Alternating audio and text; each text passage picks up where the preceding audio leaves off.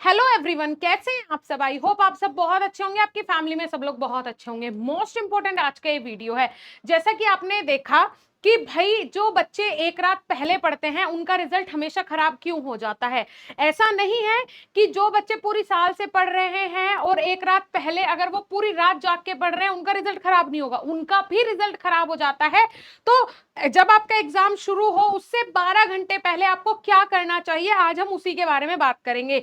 और क्यों एग्जाम से एक दिन पहले अगर आप पूरी रात जग के पढ़ रहे हो तो आपको जो याद है आप वो भी भूल जाते हो, ऐसा क्यों होता है, आज हम इसी के बारे में बात करेंगे। तो चलिए शुरू करते हैं। सबसे पहले लास्ट मिनट पढ़ाई की कड़वी सच्चाई क्या है।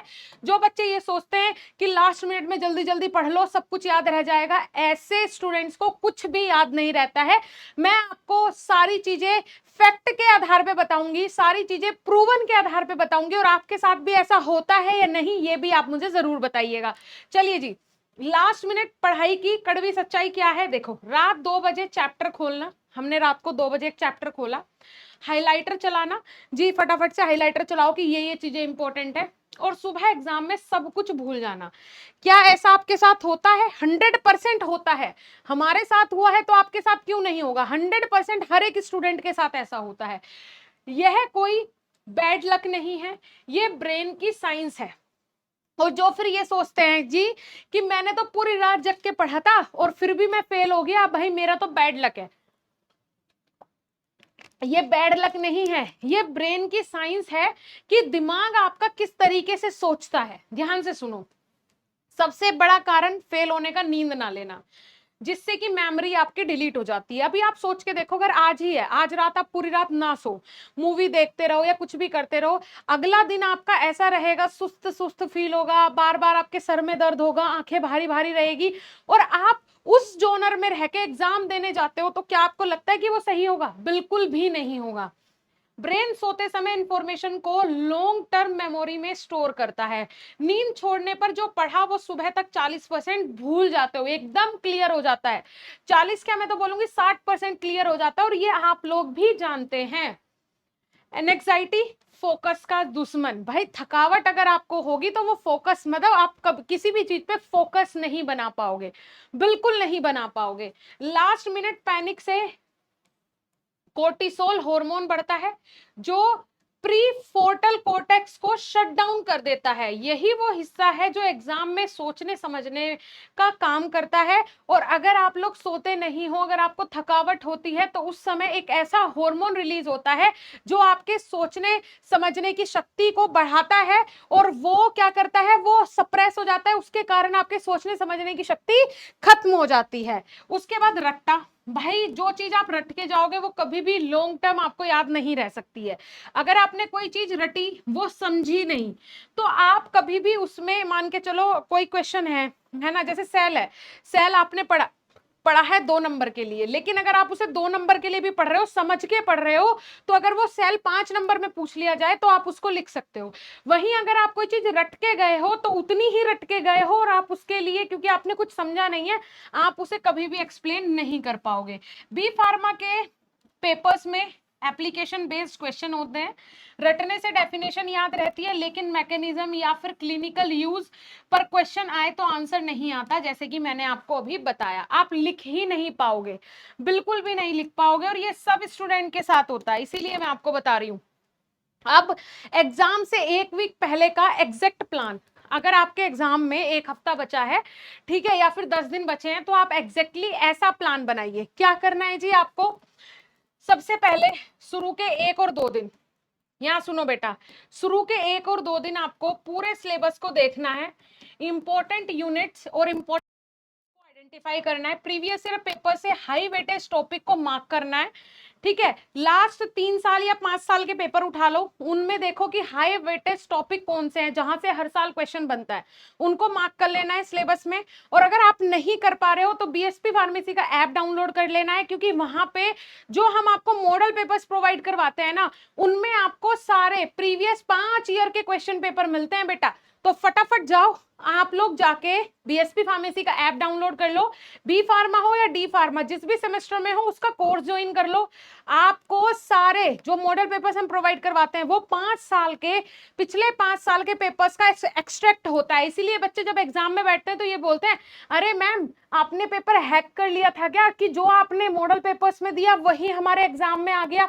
तो बेटा आप जाके ऐप को डाउनलोड कर लो। चलो फिर उसके बाद थर्ड और फोर्थ डे क्या करना है, कोर कंसेप्ट जैसे कि मैकेनिज्म, ड्रग क्लासिफिकेशन, रिएक्शंस और फ्लो चार्ट से आपको समझना है, नोट्स बनाने हैं, रट्टा नहीं मारना है।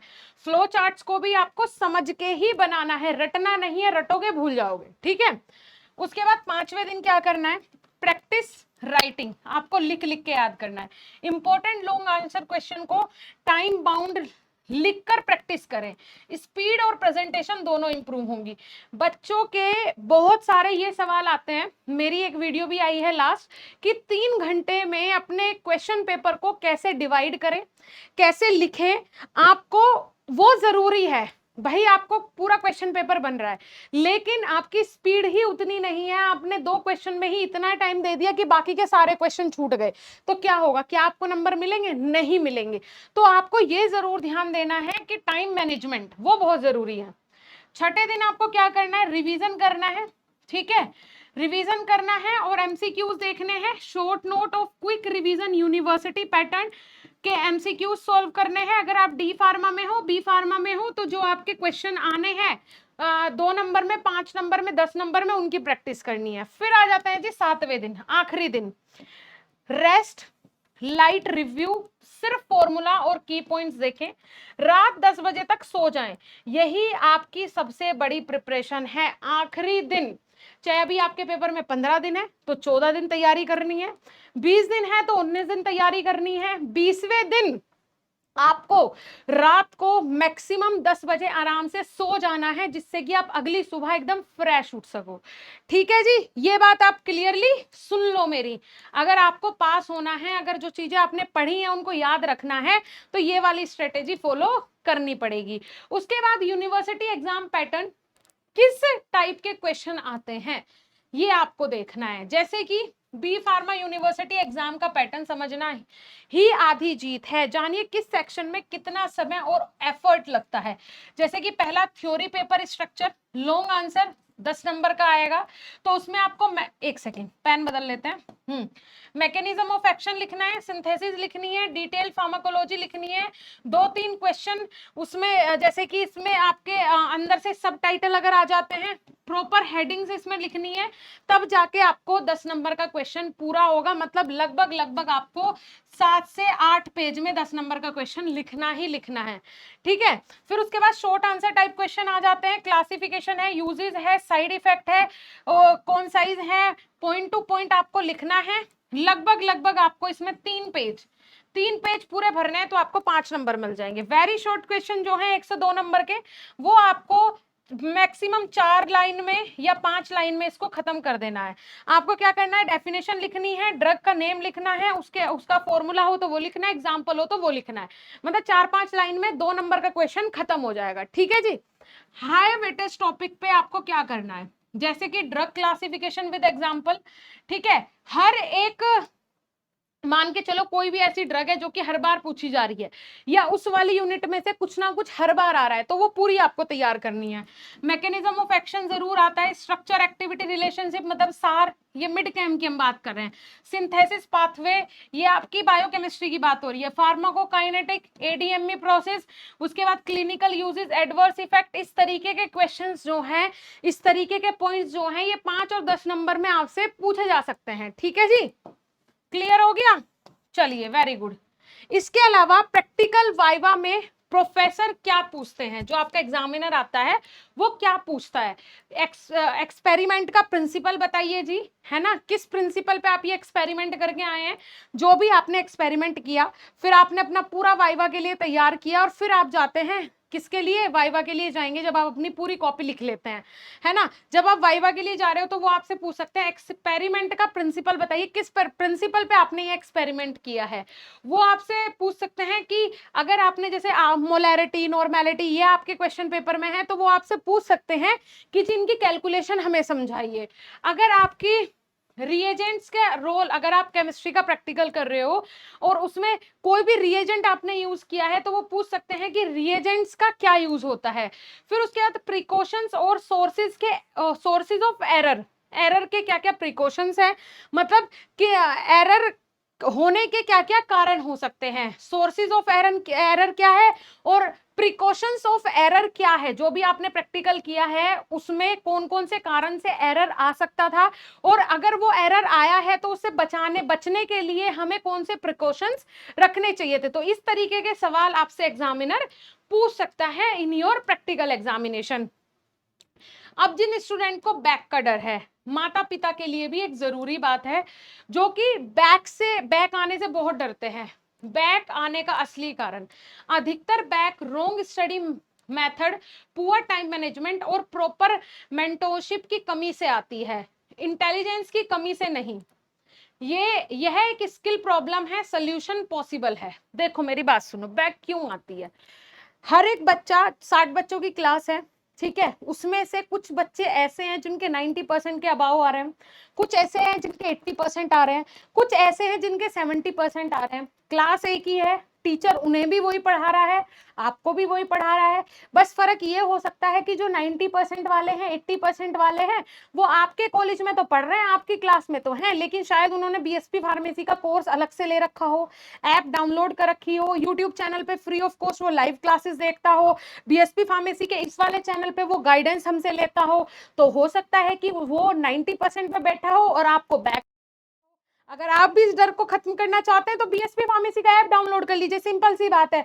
तो आपको क्या करना है, जो बैक आती है वो लैक ऑफ गाइडेंस के कारण आती है, इंटेलिजेंस के कारण नहीं आती है, लैक ऑफ गाइडेंस। आपके अंदर पोटेंशियल है करने का, लेकिन आपको कोई गाइड करने वाला नहीं है, तब आपकी बैक आती है। ठीक है जी। घर पर कैसे सपोर्ट करें? प्रेशर देने की बजाय रूटीन बनाने में मदद करें, पूछे क्या समझ में नहीं आया, ना कि इतने कम मार्क्स क्यों आए। यह एक कन्वर्सेशन का फर्क है जो कि रिजल्ट को बदल देता है। घर में अगर आप अपने बच्चे को मोटिवेट करेंगे, उसके अंदर मोटिवेशन आएगा, है ना। और अगर एक पेरेंट, कोई भी पेरेंट अगर मेरी ये वीडियो देख रहा है तो बेफिक्र होकर बच्चे को बीएसपी फार्मेसी के कोर्सेज में ज्वाइन कराएं। ठीक है, रिकवरी हमेशा संभव है। बी फार्मा में बैकलॉग क्लियर करने के पर्याप्त चांसेस मिलते हैं। सभी कॉलेजेस सपोर्ट और फोकस प्रिपरेशन से स्टूडेंट 2-3 बैक एक साथ अटेम्प्ट में क्लियर कर चुके हैं। भाई हमारे पास कम से कम हजारों बच्चे ऐसे हैं जिनकी बैक आ जाती है, और अगर वो बीएसपी फार्मेसी के पास आते हैं तो वो अपनी बैक भी क्लियर करते हैं, सेमेस्टर में भी टॉपर बनते हैं। एक एग्जाम्पल नहीं है, हमारे पास हजारों एग्जाम्पल है। इसीलिए मैं बोल रही हूँ कि बीएसपी फार्मेसी को अगर आप ज्वाइन करते हैं अभी, तो आप अपने एग्जाम के लिए रेडी हो रहे हो, और एग्जाम के लिए रेडी होके मतलब आप इतना जबरदस्त परफॉर्म करेंगे ना अपनी लाइफ में कि आप सोच भी नहीं सकते। हम आपको पर्सनल मेंटोरशिप देते हैं जी, ठीक है जी। हम आपको स्मार्ट स्टडी मटेरियल देते हैं, रेगुलर असेसमेंट सिस्टम देते हैं, हर यूनिट के बाद आपको उसके इंपॉर्टेंट क्वेश्चंस एंड ऑल सारी चीजें मिलती है। आपको टॉपर बनाने का पूरा कल्चर समझाते हैं कि कैसे आप टॉपर बन सकते हो। अब आप हमारा हेल्पलाइन नंबर नोट कर लो, 7999589063। ये हमारा हेल्पलाइन नंबर है बेटा। इस वाले नंबर पे आप हमें कॉल कर सकते हो अगर आपको कोई भी जानकारी लेनी है अबाउट बीएसपी फार्मेसी कोर्सेज। ठीक है जी, आज के लिए सिर्फ इतना ही। Thank you so much.